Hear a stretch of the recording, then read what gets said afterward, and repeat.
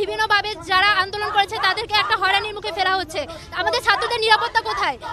আমরা 9 দফা দাবি আমরা অটল রাখছি। আমাদের দাবি আমাদের সমন্বয়কদের ছেড়ে দিতে হবে অতি জলদি, আর তারপর তাদেরকে সম্পূর্ণরূপে নিরাপত্তা দিয়ে তাদের বাসায় ফেরত দিতে হবে।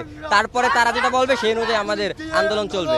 ডিবি কার্যালয় কোনো আন্দোলন বা কোনো কিছু রোধ করার জায়গা, ওইখানে বসে ঘোষণা দেওয়ার জায়গা ডিবি কার্যালয় আপনার মনে হয় এটা? আমাদের প্রশ্নটা ওখানেই, হ্যাঁ আমাদের ওখানেই প্রশ্নটা যে ডিবি কার্যালয় কোনো আন্দোলন স্থগিত বা শুরু করার জায়গা না। আজকে সারা দেশে একটি বিক্ষোভ মিছিল এবং বিক্ষোভ সমাবেশ ডাক দিয়েছে, তারই অংশ হিসাবে আমরা আজকে বরিশালে নথিবদ্ধ অবস্থান কর্মসূচি নিয়েছি এবং আমরা বলবো যে সারা বাংলাদেশে এই যৌক্তিক কোটাবিরোধী আন্দোলনের যারা নিহত হয়েছেন এবং যারা আহত হয়েছেন তার বিরুদ্ধে আমরা তাদের এই যারা এই হত্যার সাথে যুক্ত তাদের বিচারের দাবিতে আমরা এখানে এসেছি এবং যারা রাষ্ট্রের বিভিন্ন অবকাঠামো খামেরা তো দাগ হয় কিভাবে? এই যে ভাবি দাগও যাবে রাগও যাবে, নিন চাকা সুপার হোয়াইট।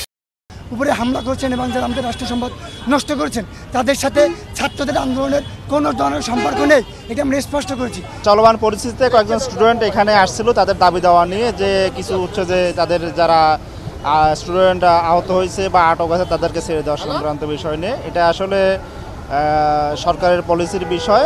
এই সংক্রান্ত আমরা তাদেরকে বুঝে শুনে বলেছি যে তাদের দাবি থাকলে যদি হচ্ছে মামলা সংক্রান্ত হয় তাহলে আমরা তদন্ত করে বিষয়টা ব্যবস্থা নেব।